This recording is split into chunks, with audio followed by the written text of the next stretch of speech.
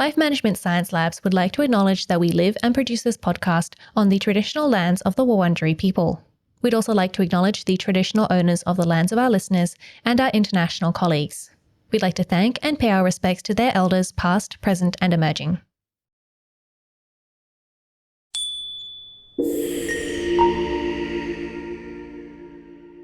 Hi everyone, and welcome to Room by Room, the Home Organisation Science Insights podcast, produced by LMSL, the Life Management Science Labs.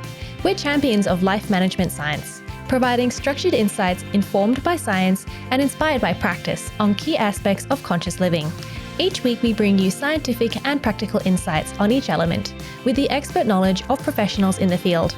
I'm your host, Gabriella Joustra, coming to you from Naarm, Melbourne, Australia. Let's begin.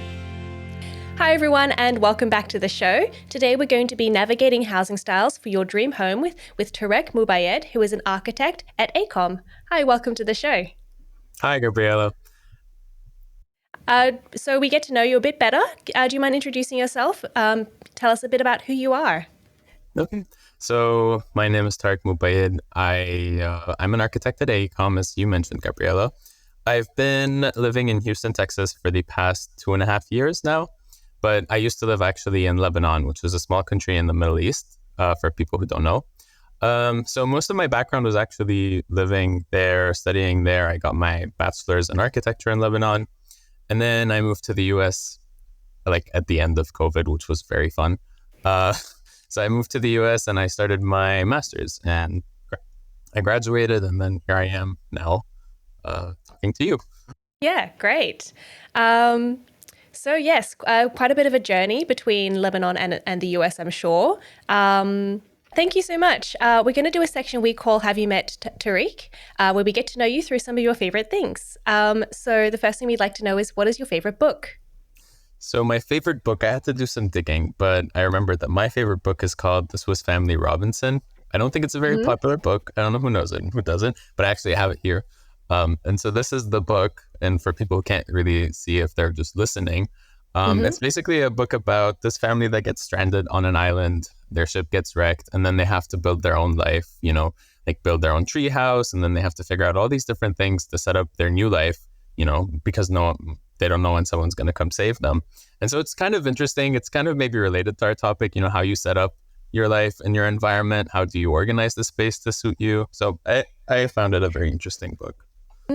I'm surprised I haven't read it because one of my favorite books was an Enid Blyton book where they have the same thing, like a bunch of kids run away from home and they go to an island and they set up a home and they steal a cow so they can have milk.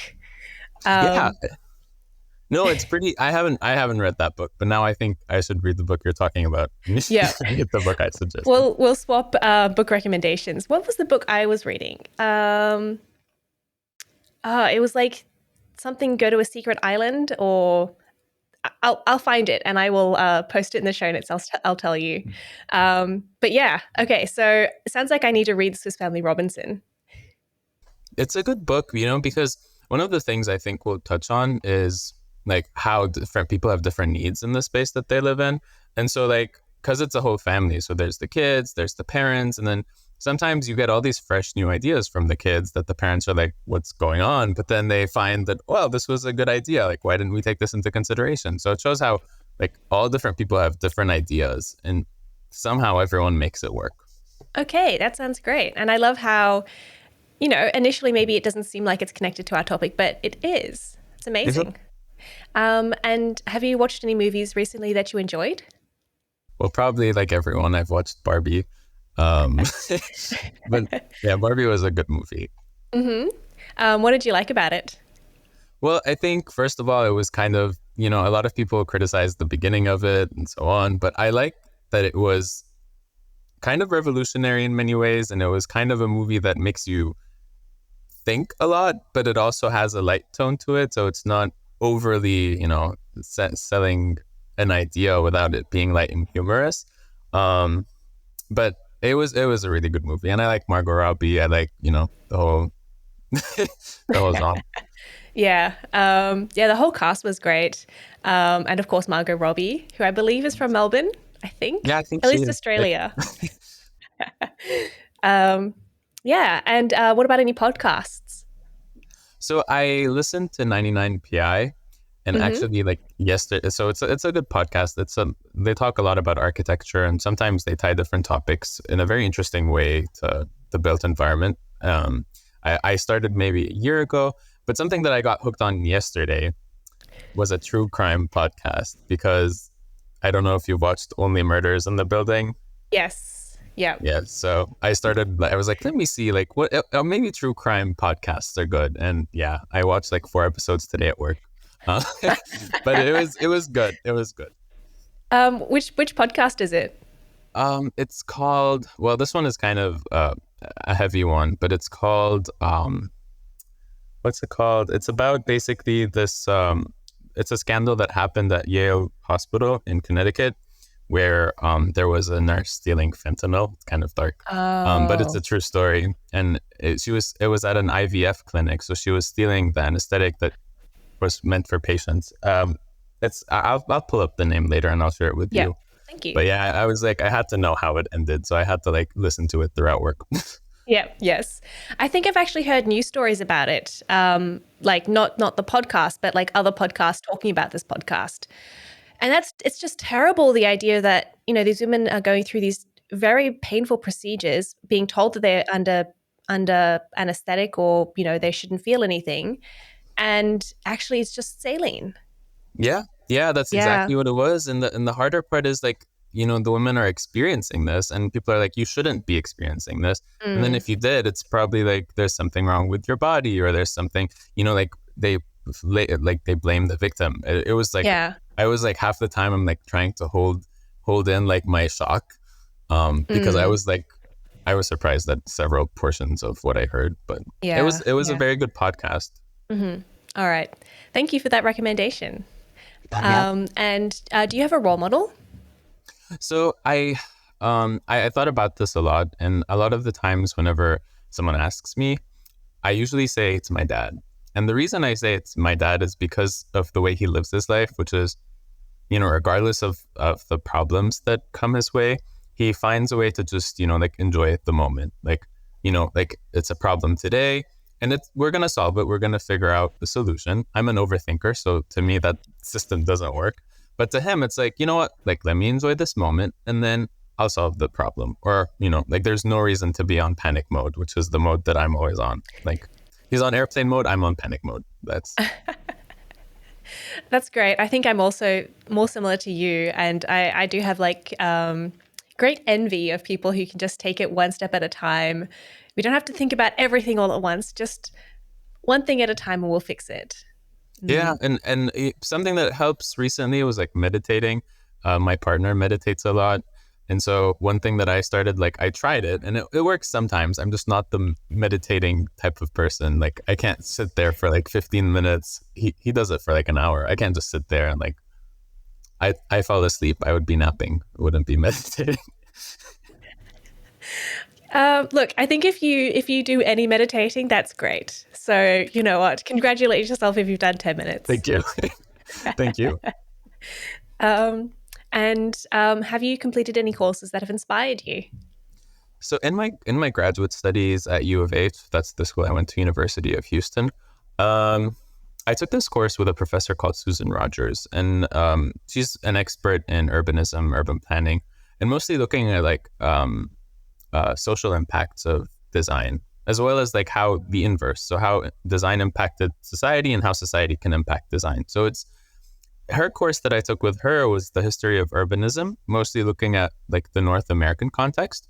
And we were looking at like different decisions that were taken over time and how they impacted usually marginalized communities, whether it's like indigenous people or African Americans, Latinos, um, and just sometimes some things were like shocking, but and usually it's sadly like one thing that I've learned to be that kind of disappoints me in education nowadays is that I do see like a very negative focus, even in the news. Like, I mean, all we ever hear is negative, negative, negative.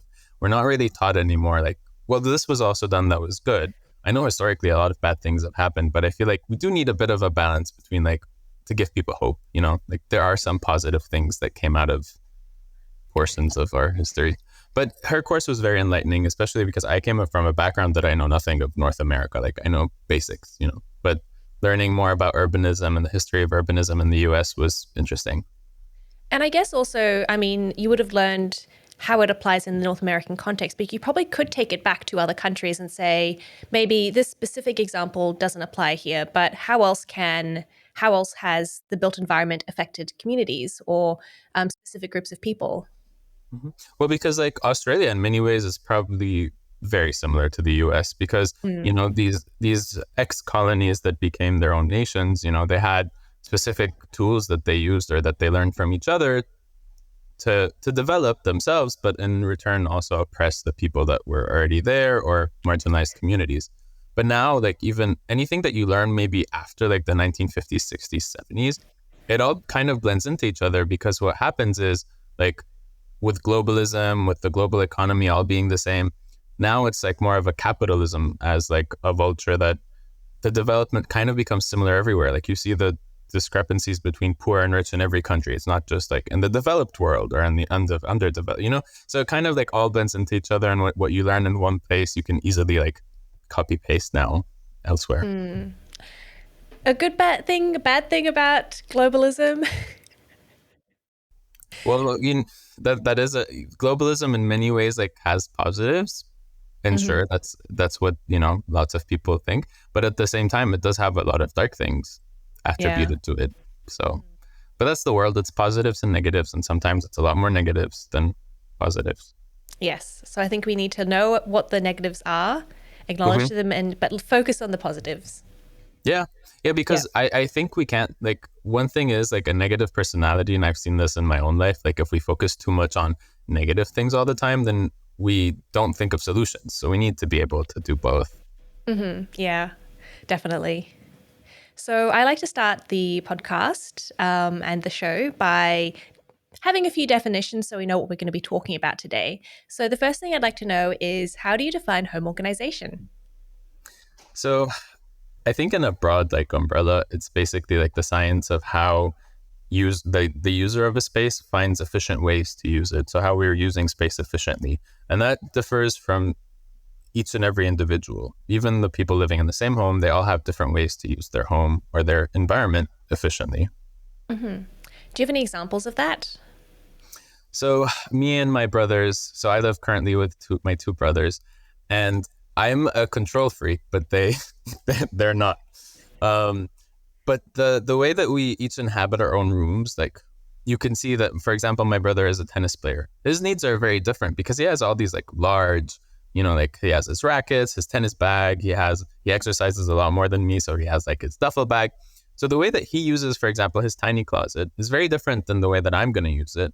I'm the type of person who like needs to have my clothes color coded, and I need to have like all the sweaters in the same place and all the button up shirts in the same place. He doesn't care because he thinks in a different way, more efficiently for him.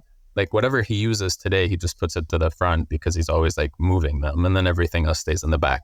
I can't because I need it to look pretty. So those are our different needs. Who does it more efficiently is up to each person, I guess. It reminds me of my partner and I.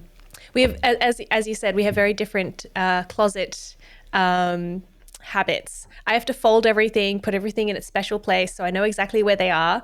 He kind of just bundles everything up into roughly the right categories and shoves it in the closet. So he saves a lot of time with putting things away, but also he can never find anything. Whereas I Yeah. spend a lot of time folding, but then I can always find things. Yeah, that's kind of like me and my partner as well. Because what happens is he doesn't wear as many clothes because he's a dentist, so he mostly wears his scrubs all the time. So he would just have like everything is in the back, and then he just has his scrubs and like like the essential daily needs. Versus me, I'm like, oh, every day like I sit there in the closet and I'm like, what do I want to wear today? So for him, that's like such a waste of time. But for me, I need to be able to see all my clothes because to be able to decide, I guess. Mm. And I guess as well, because people will be looking at what you're wearing, was presumably they're not going to be looking at what he's wearing because a white coat is going over the top. Yeah, yeah. So he doesn't recently. I think maybe it's my impact on him. He's been wearing like he's been wearing clothes and then putting the coat on top. Like he's been wearing like, you know, a button up shirt and stuff like that. And I'm like, this doesn't look like you. Like something is wrong. But you know, Better or worse? Who can decide? with it. Yeah. And so I'd also like to know, what is a housing style, or what are housing styles? So housing styles, like in a brief way that I think everyone can start to use to identify different houses, is looking at different architectural features that make the house what it is.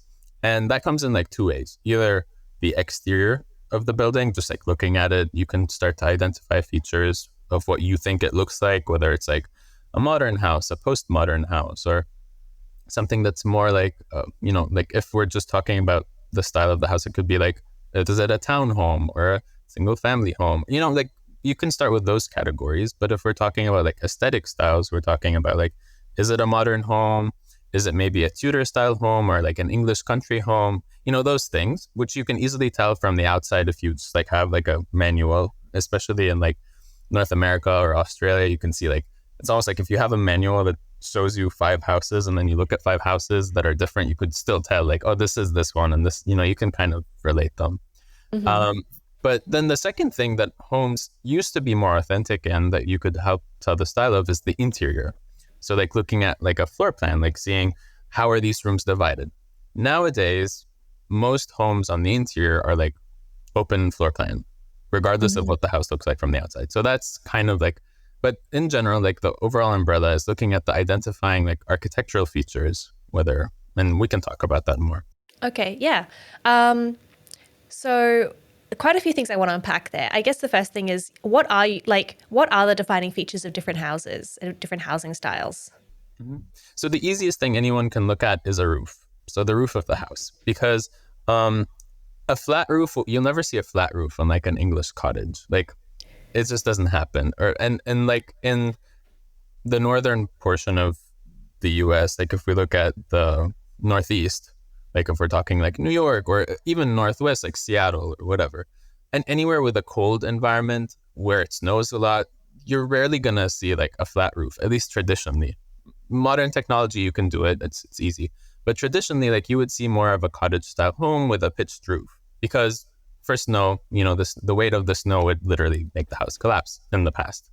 Um, so like those are some of the identifying features, like the roof, what the exterior is. Like before, most homes, at least in North America, were brick, or if it was a wooden cottage, it's wood. But you know, then we started using more like different materials or modern materials. So that's where like you can start to identify like the roof, the materials that the house is built in, the finishes of the house, which includes like how the windows are split up, or all those different things. You can start to like piece together what this house means or what it is trying to tell you. And do those different design features, the pitched roof, brick instead of wood, are those chosen for aesthetic reasons, or are they more because of practical reasons? The climate, as you said, with snow, or I don't know, what was available at the time. What are the reasons why we have different styles? So there are multiple factors, kind of like clothing habits. Like the styles changed over time. Things became popular. Like something that you might see now and think it's like how now industrial style is, or like, you know, like retro or whatever is becoming popular now. You know, if 10 years ago you told people that you're going to be showing them the ductwork and the ceiling, people would have gone crazy. Like, what are you doing? Now it's popular. So some things come in trends, which is fine. But if we go back in time and we look at how those things started, it was almost always because of climatic reasons. So what the climate in the region is forcing people to design with, like I said, like, you know, snow or rain or whatever, any kind of thing that not falls from the sky, but you know what I mean? Like anything that could have a load on the roof. You can't design a flat roof with technology in the past, just because the load of it would cause the house to basically crash. If we're talking about like in North America, the reason why most houses are built of wood is because of the ease of the availability of wood. Where I come from, back in the Middle East, we don't have wood like people have here. So most of our homes were built with brick, well, not brick and mortar, but, you know, concrete masonry units now and concrete in general. So here, we never built with steel, for example. Like all these different materials were varying based on region. And then the exterior of the house, like when we're talking about the finishes, now we have so many more options. But in the past, like if a house is just built of wood, like it's a cottage, then it's just, you see the wooden exterior. People might build like with brick. It could be a full, like an authentic brick building would be just built with brick. But in some regions, you can't build with brick, either because it's not easily available or because brick isn't waterproof. So like in places where it rains a lot, ideally you don't want something that absorbs water. So it all varies based on region. Okay. So I'm guessing that when you're, maybe building a house, you have to think of those things because you don't want to, as you said, build a brick house where it rains a lot. I'm guessing that there probably aren't too many buildings that have already been built that aren't really designed for the environment, though. Like they wouldn't be particularly sought after. If you bought a old flat roof house in a place with lots of snow, they wouldn't be very popular. Well, so now with technologies now, most of the time, like these things are accounted for, because you have professional engineers and you have, architects don't sign off on something like that. Usually you need a professional engineer to tell you whether or not the house can sustain that load. But yeah, if it's a 200-year-old house, there's no way it's going to have a flat roof in like the Northeast. Like you're rarely going to see that. Or if it's a 300, because even to do that, it would be a lot more expensive and impractical versus like a regular pitched roof. But at the same time, like it's all trends, like what people are attracted to, because each age came with its different materials and, things that people were attracted to. Does that mean that nowadays with our technology and with, just the different varieties of materials we have available to us now, does that mean people are designing houses with far more variety? Yeah. Because now we have, like, for example, I live in Houston. Now, ideally, like when we're building any project, a lot of our projects have like either brick veneer on the outside, which means just the shell on the outside is decorated with brick. Or, like if we are building with real brick, there are so many layers that you have to put in advance to make sure that your building is waterproof. But now all this is easily available. It just changes the cost of your building and the time it takes to construct it. Obviously, like no one would recommend in a place like Houston, like to build a 5-story office building with all exterior brick. It just doesn't work and it's very expensive. But some people still want that, and you can do that. It's not impossible. If you wanted to do something else, like all the different kinds of varieties are easily available now. Okay, so I guess it would be cheaper to work with your climate and with the environment and what's readily available. Yeah, it always is. And it's always not just to construct, but also to maintain. Because as soon as you look at using a material that's not suitable for your environment, then you're looking at a lot of maintenance costs or life cycle costs. Okay, all right. And so you also mentioned different types of houses, like single family homes, apartments. So do you mind explaining a little bit about the differences between those? Okay. So like in Houston now, mostly like, or at least anywhere in, English speaking countries, we can just put them all under one umbrella. Mostly what people want is a single family home. Like everyone just wants their home with, like a garden and the picket fence and all those things. So that's the single family home. That's the idea of it. Then you had townhomes. Townhomes were like attached. Well, basically they just took the single family home, which could be 1 floor or 2 floors, 2 stories, and then they flipped it. And so they had like houses stacked vertically next to each other. And that became, the townhome. And it was a lot more popular in Europe. In the US, like, unless you're in the Northeast or any very dense city, no one likes townhomes. Not in Houston, people like now are buying townhomes because it's like the alternative to having an apartment or getting like an attached condo. People don't like condos, but condos are basically, like kind of like a step closer to apartments with the attached houses to one another. And then you jump to apartments, which are like, you have you're part of one unit, basically, with multiple units. Okay, sure. And I guess that would also impact how you live in there. So how do, the different styles of the home and also the different, I guess, ways of having the homes, how do they impact how we live in the homes? Well, it really depends on, so if it's like a single family home and it's a home that you own, you have so much Mm-hmm. freedom at least to inhabit that home however you like.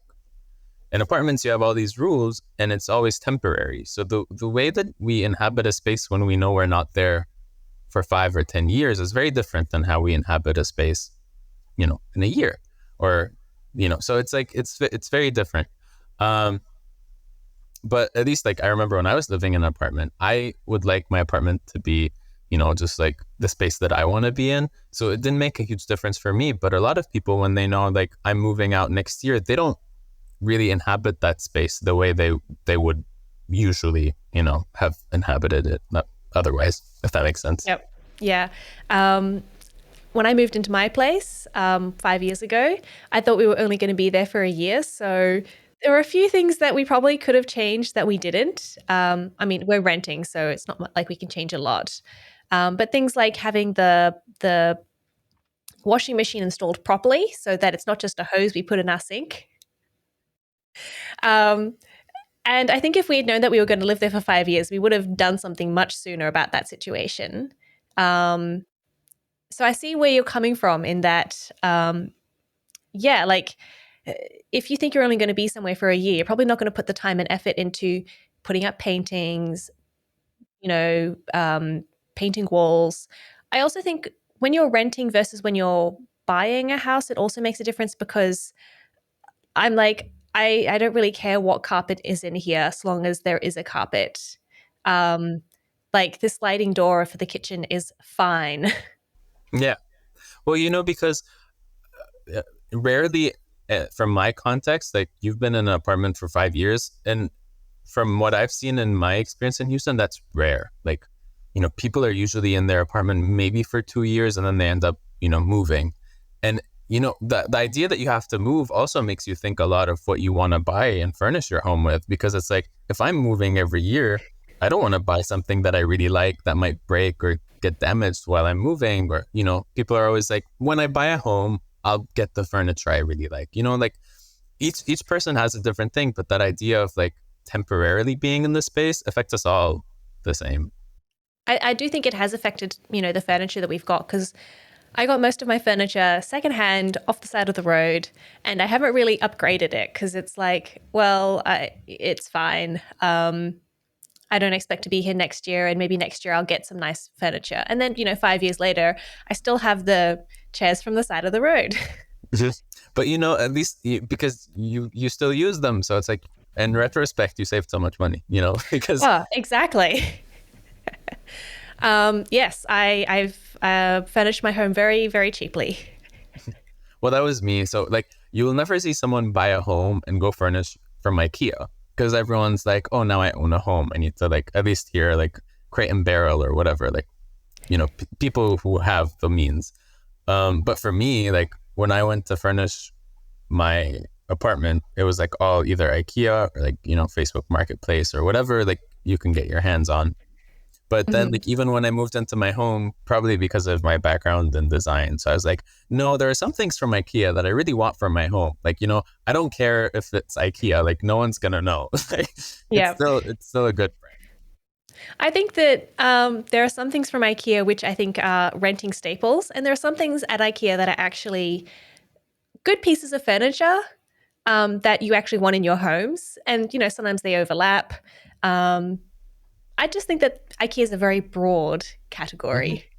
Yeah, like one thing that I love in IKEA is their kitchens, because they're so simple and so cheap compared to like, of course, I've never bought a kitchen from IKEA, but I'm always like, well, if I do get the chance to tear down my kitchen and make a new one, I would make an IKEA kitchen, because they're very modern, very sleek. And usually to go to someone to custom make that, the price is times four. So it's like, Hmm. oh, IKEA sounds like a good option. My But parents actually got an IKEA kitchen, and they loved it. yeah, no, they're Mm. good. What I recommend to my friends always is like bedrooms from IKEA, because they're cheap and they last. Um, and then like if you want a really nice living room, I would probably like not get IKEA because their couches aren't the best, like, or they're not the prettiest from my experience. But just like, so like bedrooms always, like I furnished all three bedrooms from me, my brother, and my other brother. All were IKEA, and then like the rest was different places. Yes. Yeah. Good tips. Um, so we have discussed a little bit about how different styles of home, they're affected by the climate and, how those houses can affect us. But how, when we're, looking at renting or buying a house, what should we be looking for? Like, how do we choose? Because I do assume that, there are some differences, depending on, where you work, what kind of job you have, also, how big your family is, that affects what kind of houses you're buying. Well, so when it comes to renting, I think in both cases, it's always location, location, location. Now, the parameters for those change because when you have a family, it's about school district and safety more than when you're living in like me in the city. And I'm like, I don't have kids, so who cares? And like safety, like it's unsafe everywhere. It's fine. So that's my living in the city experience. But usually what I think is more common is when people rent an apartment, they do pick it more suitably closer to their work versus when they buy a house, they almost forget where they work. Like I've seen people who commute an hour and a half for work every day. And I mean, an hour and a half one way, not even the way back. This is Oh, very normal gosh. for Houston, very normal. And I'm like, no, there's no way I could be able to do that. But usually what I think when people rent, they need to, at least in my experience, what I did was I got a space that I knew was close to my school because I didn't want to commute very far. And I also wanted a place that didn't necessarily look too, like wasn't necessarily the most expensive, most modern place, most modern finishes, because because people are definitely more willing to what's it called? Compromise when it comes to renting. Like, like you said, like you compromise on the carpet or on the like paint or what, you compromise on those things or the appliances. As soon as you live in a home, the list of compromises are very low, like Hmm. you're not going to compromise on like whether or not you want the new appliances because you're probably going to buy them yourself. So that's kind of things that change, like people's willingness to compromise on things. Mm.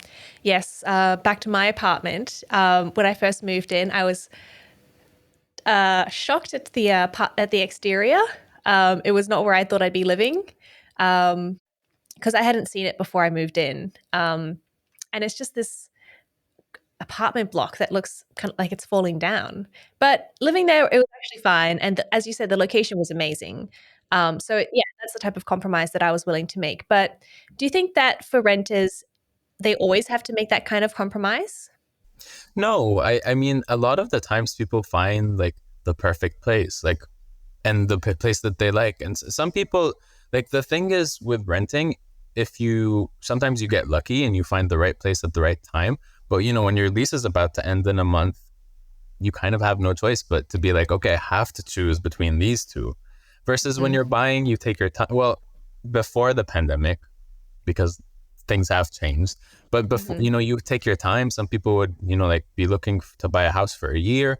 Nowadays, I mean, for a year, just choosing because they had choices, and they could go and see all these different ones. Now, when we bought our home, it was like my parents flew in. It was like a 1 week period. We went and saw all the homes, and every time we'd go to a home, they're like, "Oh, but there are already 3 offers on this home." And it was a war to buy a home at least in Houston and probably everywhere. Um, so, you know, that then at that time we had to compromise, like, because of this. It kind of became similar to when you're renting, because like you have to find a house in this time period, otherwise it's gone. Like there are no other choices, or interest rates are going to get hiked up. Kind of like what happened with apartments. Now it's kind of the same thing with houses. Like you have no choice. Like these are the houses available. You buy this, or someone else is going to buy it. So that would make it very difficult, I think, to find the dream place. Hmm. Yeah. Yeah. It does make it more difficult. Mm. Do you have any like suggestions on how people can, you know, improve their search? Obviously, I think it depends on circumstance, but what are things that people should be looking out for? Well, so my parents, because they're more laid back and they don't know how the system works as well. I've only lived here a bit longer than them, so I kind of have an idea. But I'm also more tech savvy because they're my parents and they're older.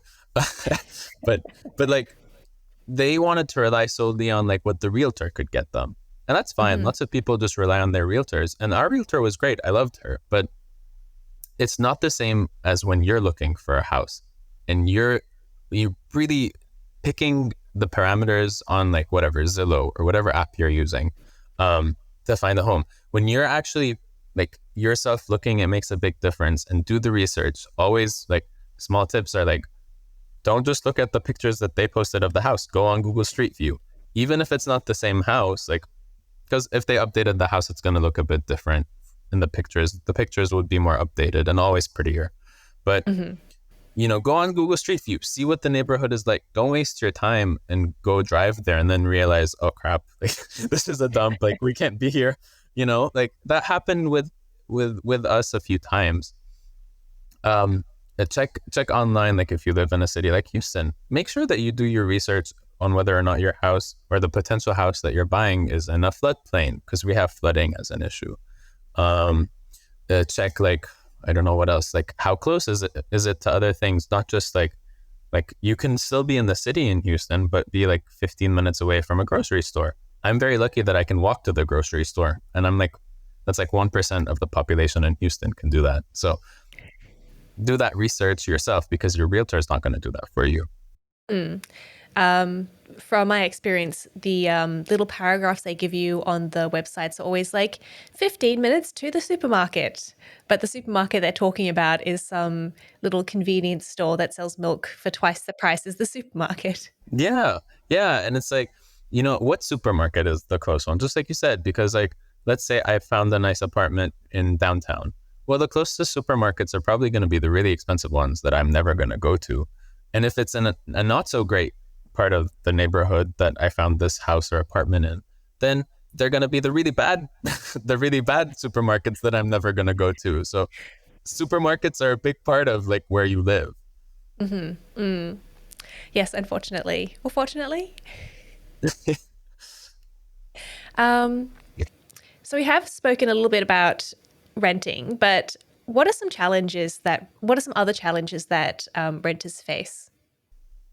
So I think these days it's affordability, Mm-hmm. because people are definitely willing to pay more for a house, like on their mortgage. They're always, because the mortgage is a fixed price, like it's actually, that's a lie. It's not a fixed price. It increases every year because of taxes and so on. That's escrow. We can talk about that. But um, that's the big lie of mortgages and escrow and whatever. But when it comes to apartments now, with the current economy, we're seeing that markets are jumping up, like in places with no rent control, like most of the US, by 10%, 20%.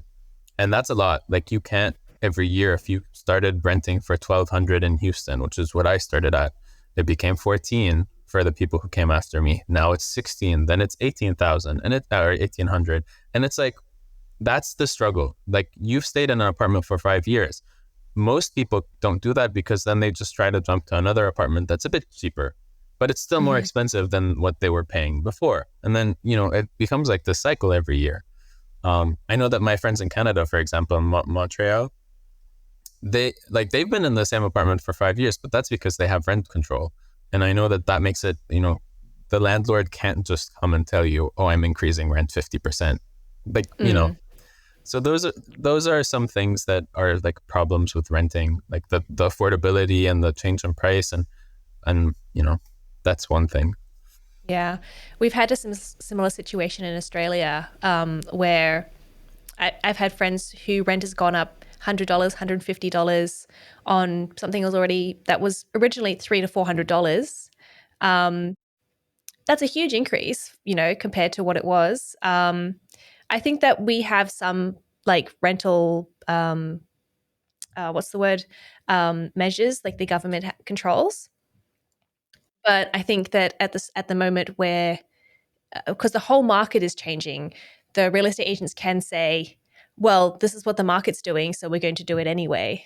So yeah, we're sort of in that in-between area, which makes it really hard for a lot of friends who are desperately looking for places, and they can't find anything that's in their budget. Yeah. And, always like, I think everyone knows this. When you put like a budget that's like, oh, I'm going to look for an apartment for $500, you're going to end up getting the $600 one. So just always undershoot significantly, because then you'll kind of get to your budget. Yeah. Okay. So you've got $500 you can spend.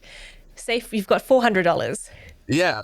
Yeah. Because there's no way, like, for us, for example, like our budget, when we were buying a home was the same thing. Like our budget, let's say it was 400,000 in the city. Yes, we could have bought a house for maybe 250 if it was an hour away, but my priority was like being close to human beings and to civilization. I wasn't going to live all the way out in the suburbs. But like still, like you end up, when you put your budget as 400,000, Zillow or whatever other app you're using, HAR or whatever for finding homes, they're going to show you the 450 and the 550. And then you're going to end up like looking and being like, oh, I wish I could afford this. And then you end up having to buy something above your budget. So always undershoot, always. Mm.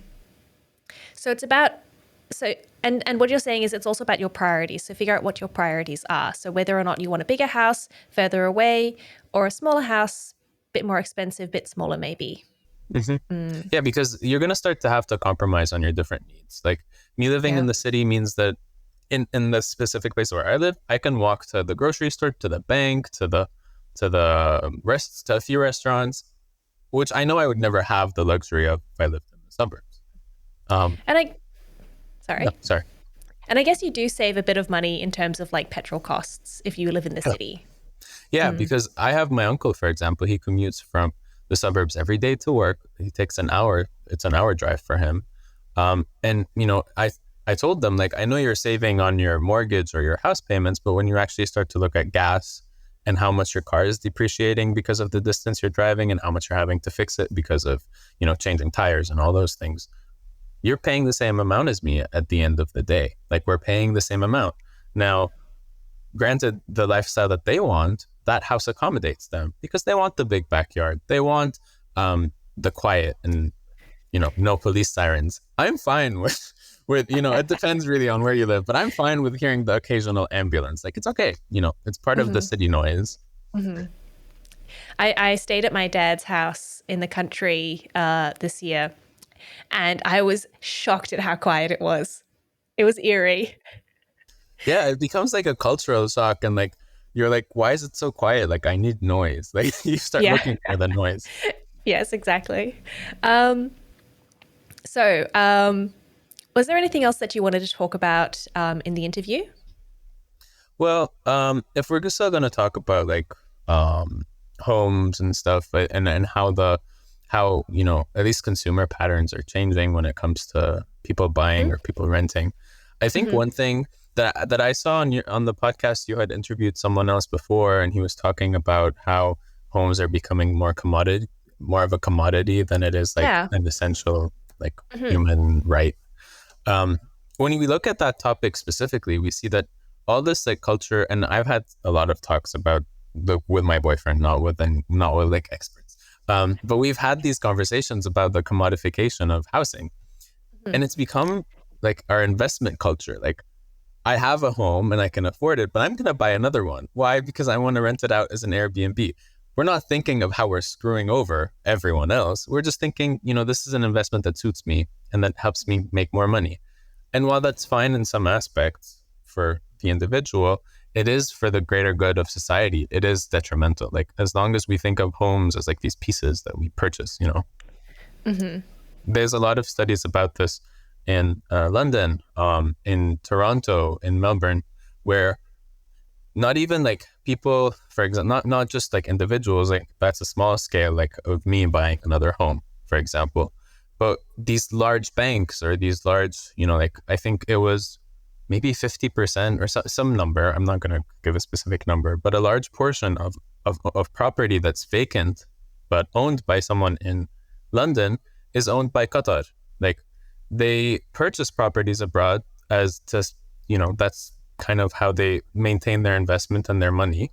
But like at the same time, London has one of the biggest housing crises in the world.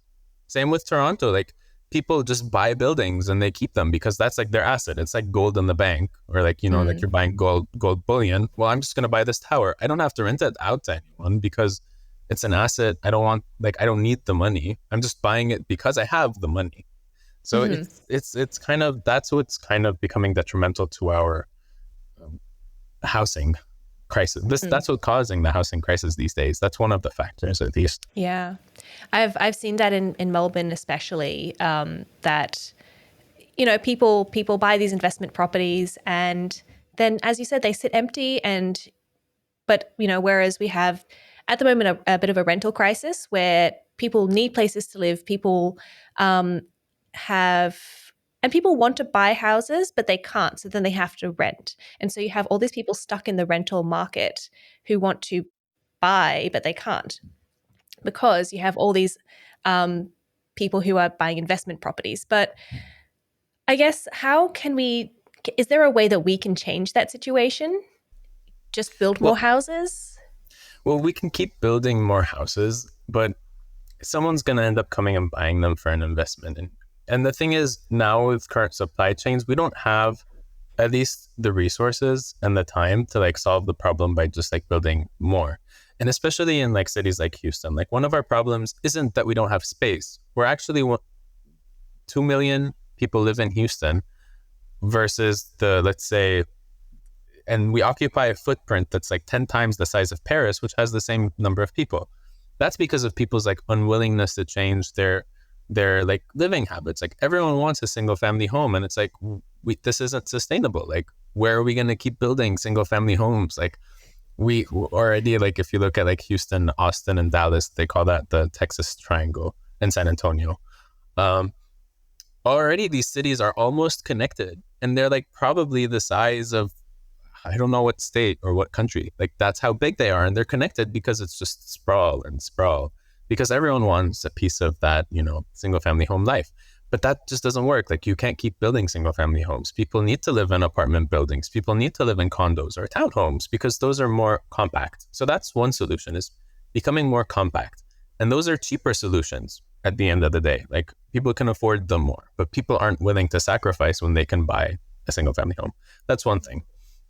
The second thing is, I think it's a cultural change. Like, we need to also change our ideas on investment in property, because or at least prevent, I don't know how you would prevent, like, I don't know, like Chevron or Shell or ExxonMobil from buying half the city and saying, oh, this is our investment, I don't know how you do that. I don't think there is any way to do that.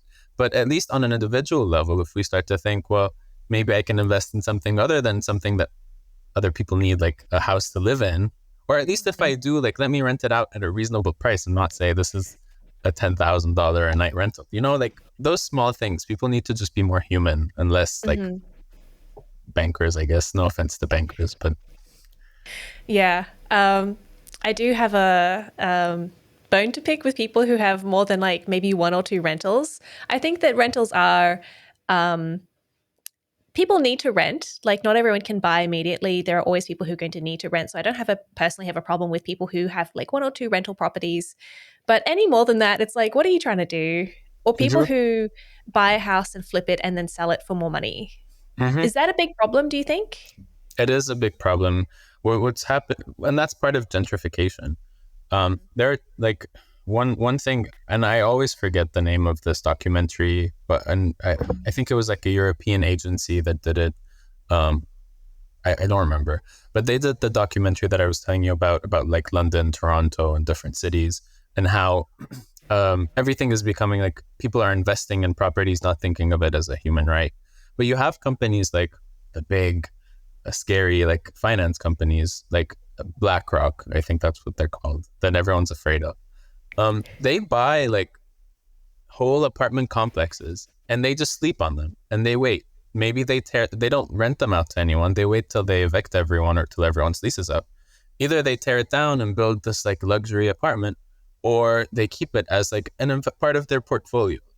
But like instead of letting people who could afford it before live there, they don't want to. They don't. It's not part of their long-term goals.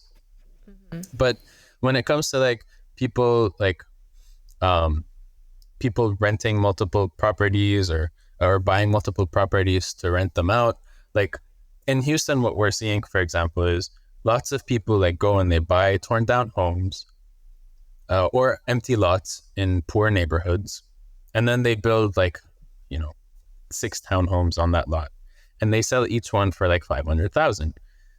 So what happens is like those people live on like that tiny island of townhomes, like knowing that it's a poor neighborhood, they're going to see more crime just because of generally like poverty and crime are correlated.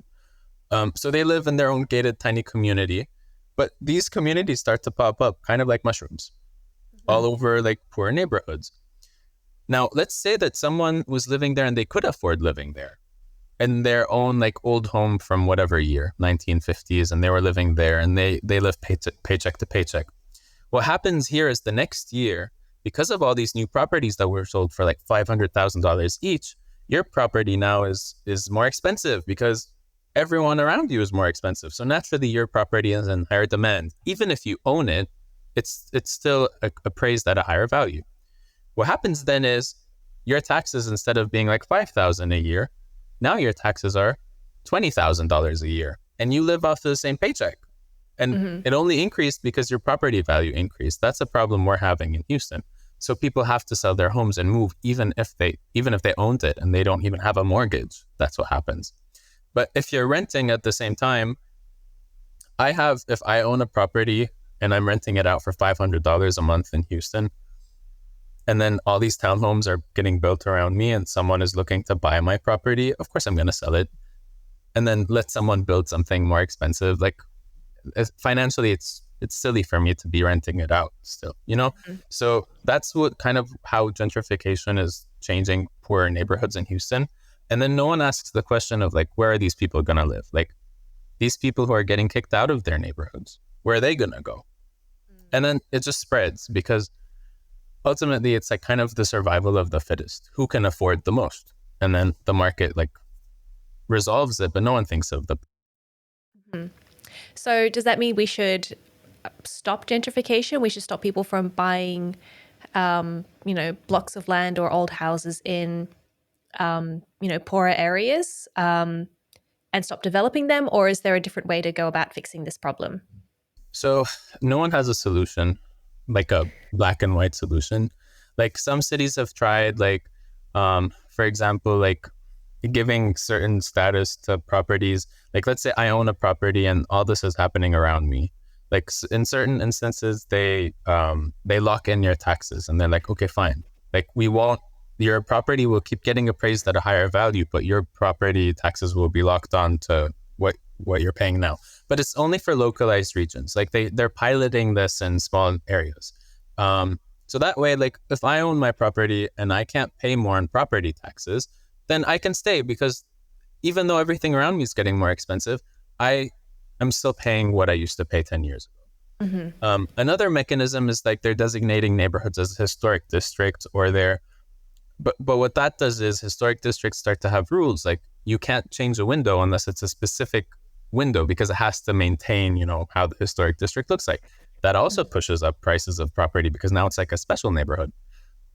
Or like some other mechanisms people have been trying to use are like to prevent people from buying properties and building townhomes on them. They're like, if the property is a certain size, you can't chop it up and build multiple homes on it.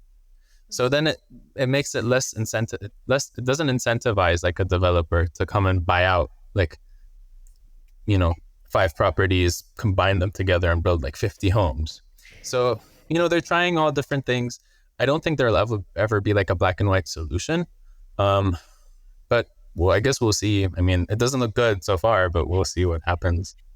I guess the thing is to be aware of what is happening, so that at least you can be cognizant of what is happening and try and make measures to change things, or not to affect things so much.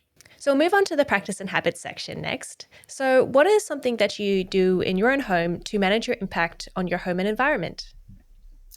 So small things I do are like regular maintenance and cleaning.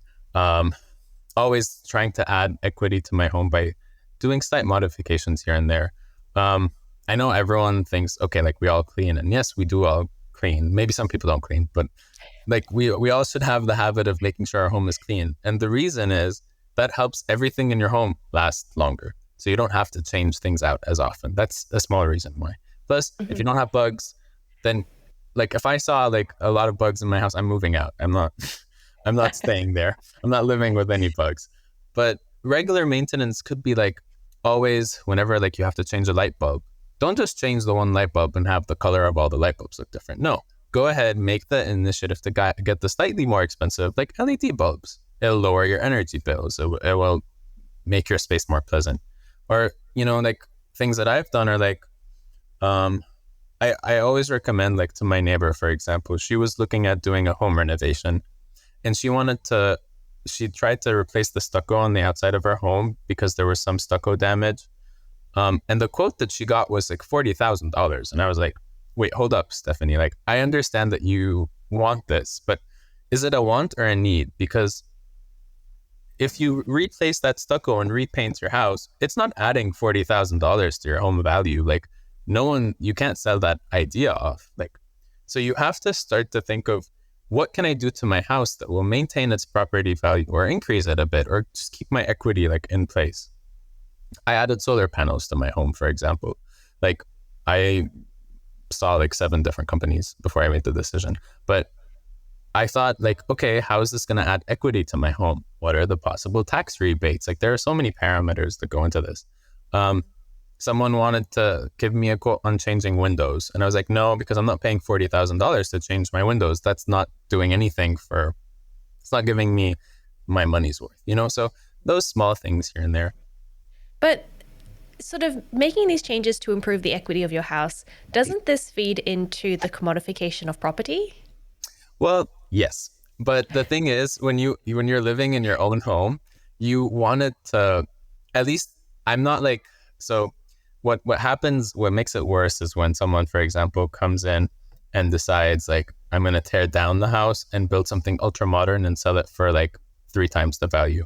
But when you're doing slight modifications to your own home, it will increase your property value and it might negatively impact other people. But it also depends on like where you live. So if you live in a neighborhood that's generally middle class and you come in and you do small tweaks to your home, you're not negatively impacting anyone. And generally everyone likes that you're increasing your property value.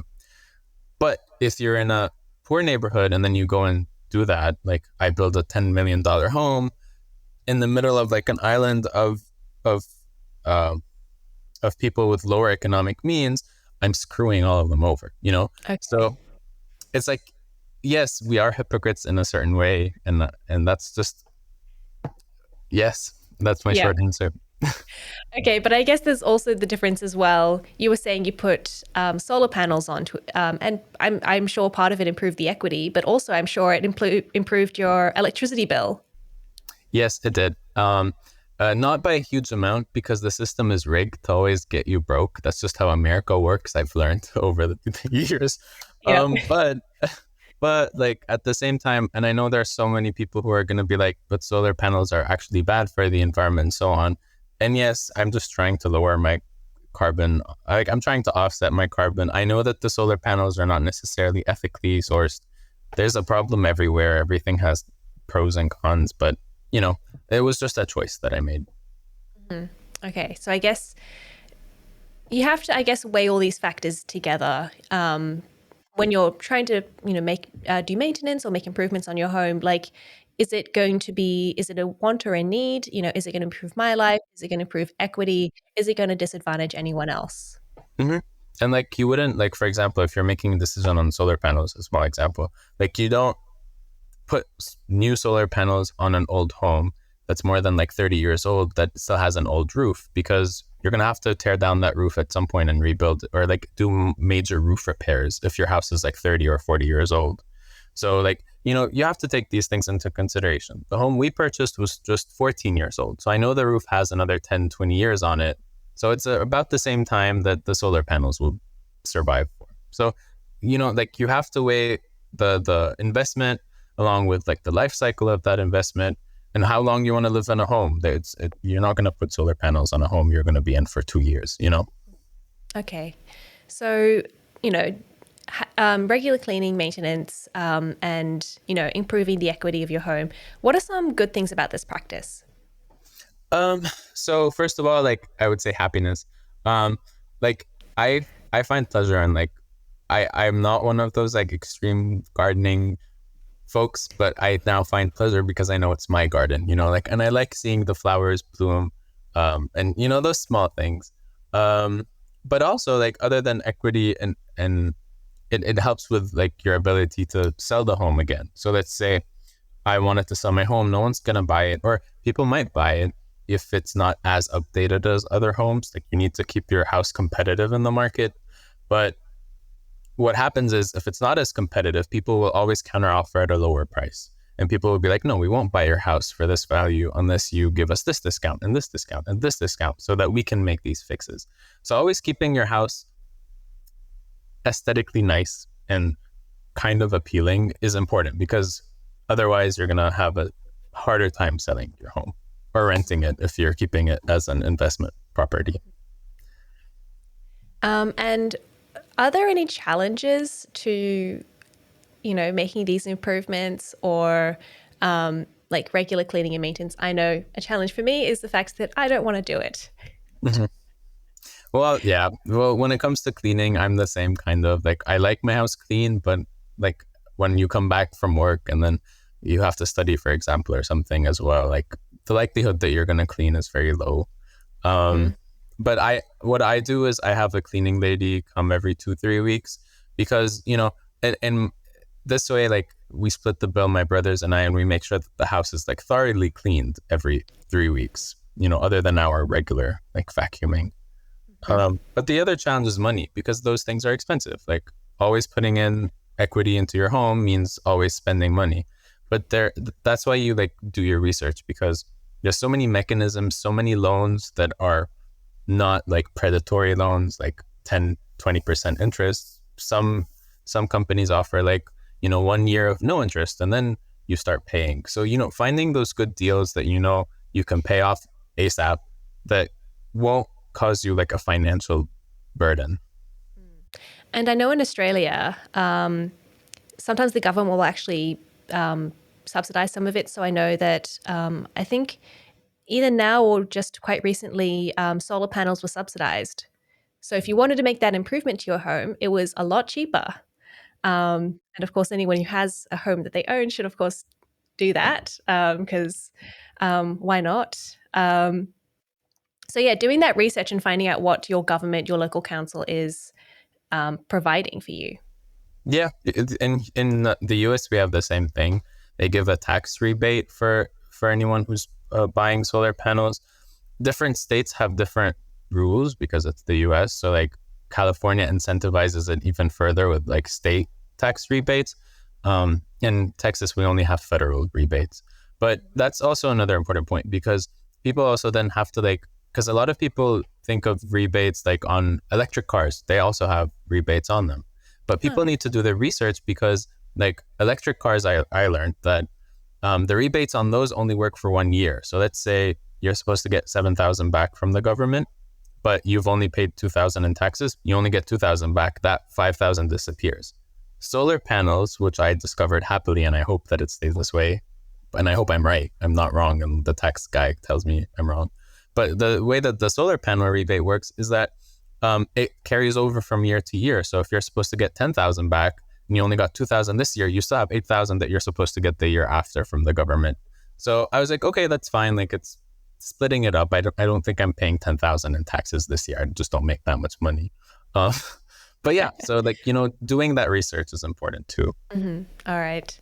And should everyone, think about improving their homes?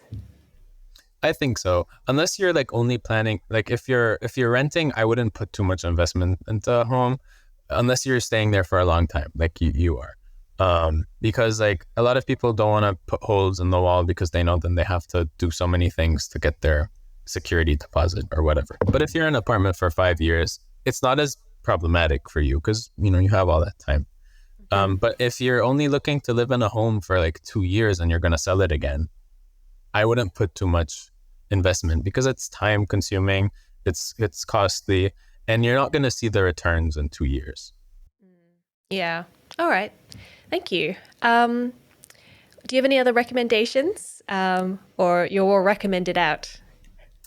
I think I gave too many recommendations today, but I think, yeah, just do, you know, at the end of the day, if it's your home or your apartment, just do the things that you know you'll enjoy, regardless, because everyone has different opinions and there are so many ways you can go wrong or you can go right. So just enjoy it and, you know, and enjoy your life basically, because that's most of your life in an apartment or a home. At the end of the day, we're living there. We're not just, you know, it's not just an investment. It's where we live. Especially if you work from home, because then you're basically there like at least 23, 22 hours of the day. Yeah, that sounds like me. Thank you so much for talking to me today. If our listeners want to find out more about you, where can they find you? So they can find me on LinkedIn. I won't spell out my name because that'll take 30 minutes, but I can share that information with you. But it's my name. It's Tarek Moubayed. But yeah, mostly LinkedIn, I think, would be a good resource. Great, thank you. And we'll put that in our show notes so people can find you without having to spell your name. Yes. We'll also put the link in for the or the name of the paper that you were talking about, if you could send that to me. And also the podcast that you were going to suggest. We'll put those all in the show notes so everyone can find them. Okay, great. Great, thank you so much. Thank you. You've been listening to Room by Room, produced by the Home Organisation Science Labs, a division of LMSL, the Life Management Science Labs. More episodes like this from across 10 life management perspectives can be found by searching LMSL on Apple Podcasts, Google Podcasts, YouTube, Spotify, and other podcasting apps available on your smart devices. If you enjoyed this episode, please consider rating our show, sharing it, and subscribing to our channel, as it helps other people find it so we can grow and bring you more quality resources. More of our work can be found on our website at ho.lmsl.net, where you can join our movement. I'm Gabriella Joustra. Thanks for tuning in.